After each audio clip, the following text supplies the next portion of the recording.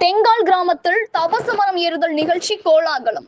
ராணிப்பேட்டை மாவட்டம் வாலாஜா தாலுகா தெங்கால் கிராமத்தில் எழுந்தருளி அருள் பாலித்து வரும் அருள்மிகு ஸ்ரீ திரௌபதி அம்மன் ஆலய அக்னி வசந்த விழா விமர்சையாக நடைபெற்றது.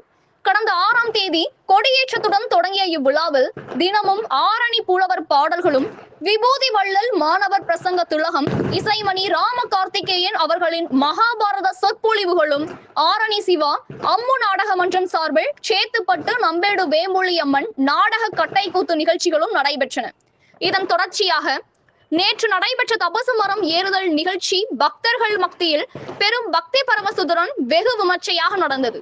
முன்னதாக ஸ்ரீ திரௌபதி அம்மனுக்கும் தர்மராஜருக்கும் பால், தயிர், சந்தனம், விபூதி, இளநீர் உள்ளிட்ட வாசனை திரவியங்களால் சிறப்பு அபிஷேகம் செய்யப்பட்டது. தொடர்ந்து வண்ண மலர்களால் அலங்கரிக்கப்பட்டு தீபாராதனை நடைபெற்றது. இந்த நிகழ்ச்சியில் 2000த்திற்கும் மேற்பட்ட பக்தர்கள் மற்றும் பொதுமக்கள் கலந்து கொண்டு தபசு மரம் ஏறுதல் நிகழ்வை தரிசித்தனர்.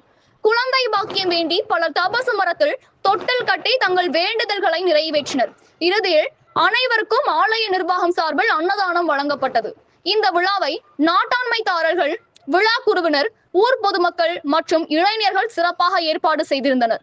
கனவு தமிழகம் செய்திகளுக்காக ராணிப்பேட்டை செய்தியாளர் செந்தில்குமார். நன்றி.